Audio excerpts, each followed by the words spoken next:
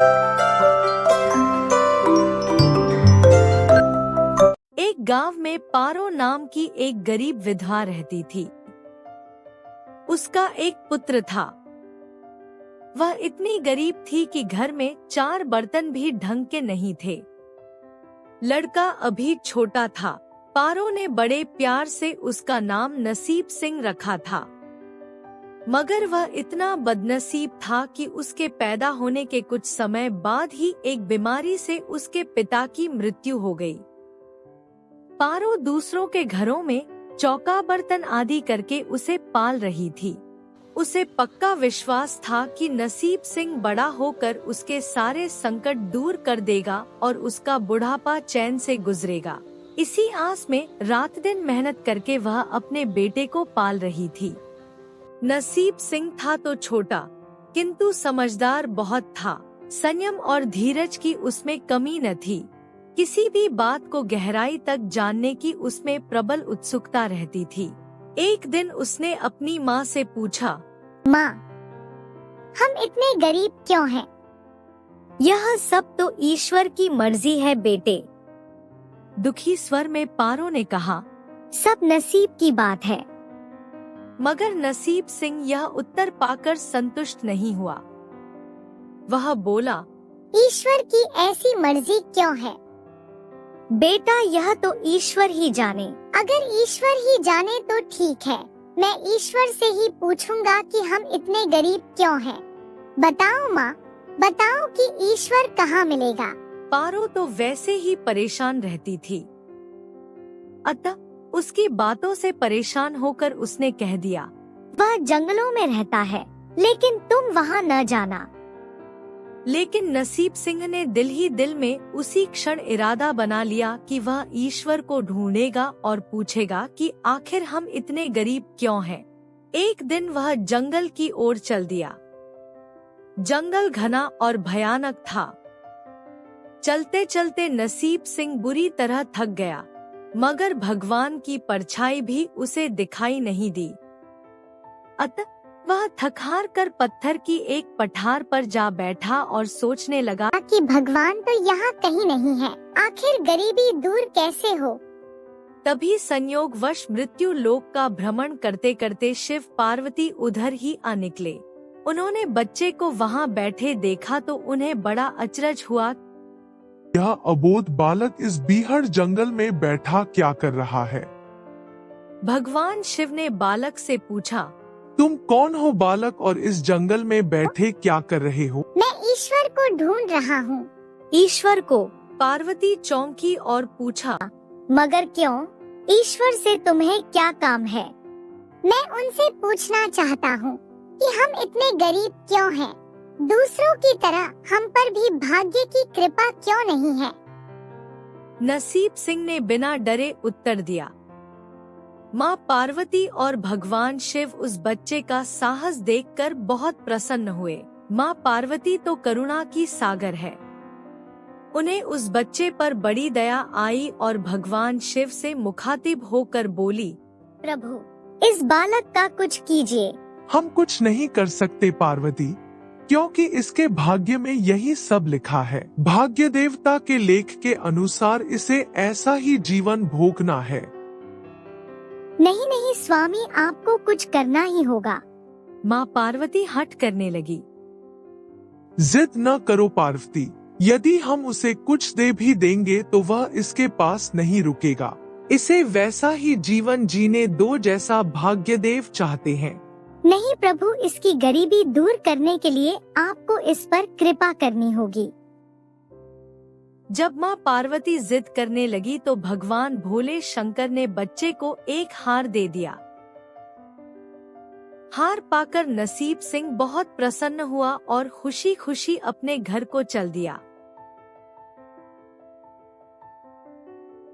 माँ पार्वती संतुष्ट थी कि उन्होंने एक अबोध बालक की मदद की और अब उसके दिन सुख से कटेंगे। लेकिन त्रिकालदर्शी भोले बाबा जानते थे कि यह हार उसके पास रहेगा ही नहीं। चलते चलते नसीब सिंह के पेट में अचानक दर्द उठा और वह शौच के लिए इधर उधर देखने लगा। उसने भगवान शिव का दिया हार पत्थर की एक शिला पर रख दिया और झाड़ियों के पीछे चला गया। तभी एक चील कहीं से उड़ती हुई आई और उस हार को उठाकर उड़ गई। अरे, मेरा हार! सब कुछ भूलकर लड़का चील के पीछे भागा, मगर कब तक वह चील का पीछा करता, कैसे पकड़ता उसे। एकाध बार पत्थर उठाकर उसने चील को मारने की कोशिश की, किंतु चील अधिक ऊंचाई पर थी। कुछ ही पलों में चील उसकी नजरों से ओझल हो गई तो वह बड़ा दुखी हुआ और रोते रोते अपने घर की ओर चल दिया। घर पहुंचकर उसने माँ को सारी बात बताई, मगर पारो को उसकी बात पर बिल्कुल भी विश्वास नहीं हुआ। हाँ, उसकी बात सुनकर थोड़ी सी उदास अवश्य हो गई, लेकिन नसीब सिंह माँ की उदासीनता देखकर हतोत्साहित नहीं हुआ। उसने मन ही मन निर्णय लिया कि वह कल फिर वहीं जाएगा और भगवान शिव पार्वती को अपनी विपदा सुनाएगा। उसका विश्वास था कि भगवान शिव उस धूर्त चील को अवश्य ही दंड देंगे। भगवान शिव ने पार्वती से कहा, देखो, उसके पास कल वाला हार नहीं रहा। उसे एक चील ले उड़ी है और दूसरा हार पाने व उस चील को दंड दिलवाने की इच्छा लिए वह लड़का आज फिर आया है। पार्वती देवी ने फिर भगवान शिव से प्रार्थना की, आप चाहे चील को दंड दें या न दें, किंतु इस लड़के की सहायता करके इसकी निर्धनता दूर करें। हम अब कुछ नहीं कर सकते देवी। यदि तुम जिद करती हो तो हम ब्रह्मा जी से कहते हैं, वही इस बालक की कुछ सहायता करेंगे। कहकर भगवान शिव ने ब्रह्मा जी को बुलाया और सारी बात बताकर आग्रह किया कि आप ही इसकी कुछ मदद करें। तब ब्रह्मा जी ने लड़के को हीरे की एक अंगूठी दे दी। लड़के ने अंगूठी जेब में रखी और खुशी खुशी अपने घर चल दिया। उसने सोच लिया था कि वह अब एक पल के लिए भी अंगूठी को अपने से अलग नहीं करेगा। चलते चलते अचानक उसे प्यास लगी। वह सरोवर के किनारे पहुंचा और जैसे ही वह चुल्लू भरकर पानी पीने के लिए झुका, वैसे ही उसकी जेब से अंगूठी निकलकर पानी में जा गिरी और इससे पहले कि वह उठाता, एक मछली उसे निगल गई। नसीब सिंह फिर रोते रोते घर आया और माँ को सारी बात बताई। बेटा, जब तक भाग्य में नहीं है तब तक कोई भी चीज नहीं रुकेगी। माँ ने उसे दिलासा देते हुए कहा, जब भाग्य देवता खुश होंगे तो मिट्टी भी सोना बन जाएगी, मगर इस प्रकार किसी के देने से हमारी गरीबी दूर नहीं होगी। उसे समझाकर माँ अपने काम में लग गई, मगर नसीब सिंह भी हार मानने वाला नहीं था। उसने मन ही मन सोच लिया था कि वह कल फिर जाएगा। तीसरे दिन वह फिर जा पहुंचा। शिव और पार्वती उसका यह साहस देखकर बहुत खुश हुए। शिव जी ने इस बार ब्रह्मा जी के पास जाकर बात की कि वह लड़का तो बड़ा साहसी है, इसका कुछ उद्धार किया जाना चाहिए। तब ब्रह्मा जी ने सलाह दी कि हमें भगवान श्री हरि के पास जाना चाहिए, वही इसका कोई हल बताएंगे। अतः वह श्री हरि के पास जा पहुँचे।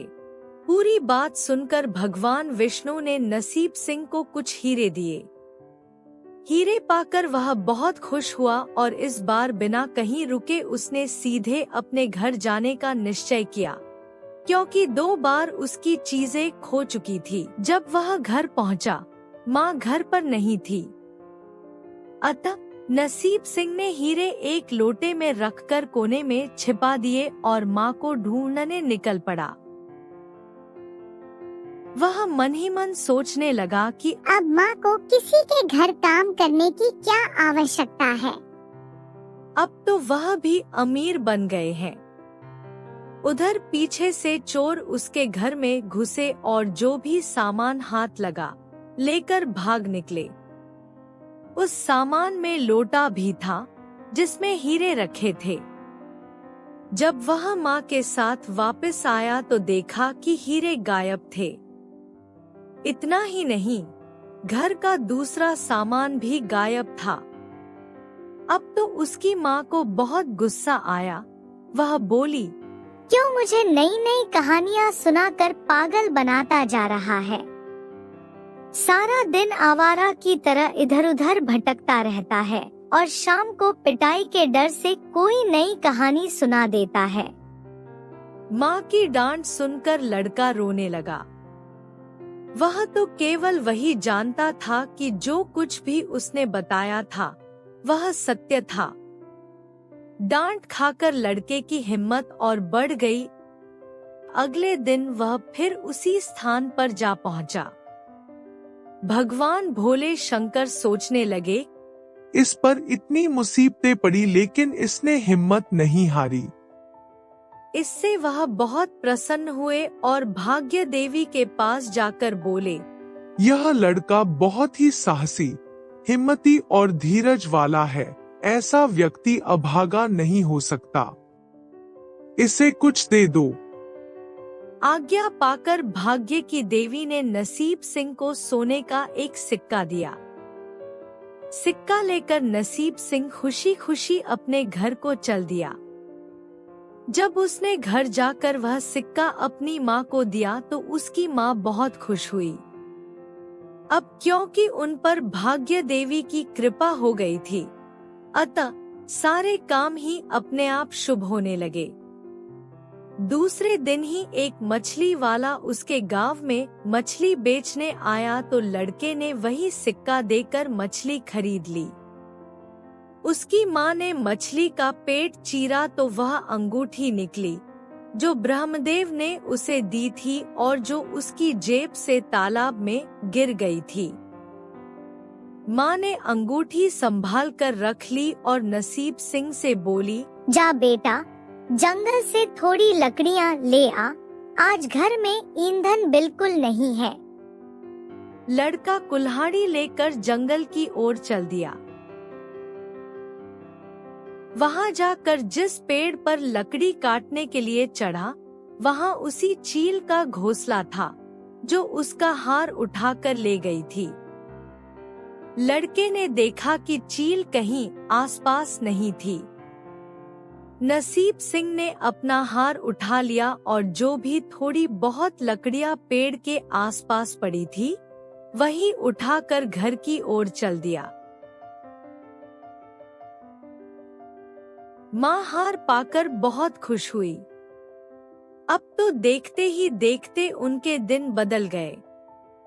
घर में किसी चीज का अभाव नहीं रहा।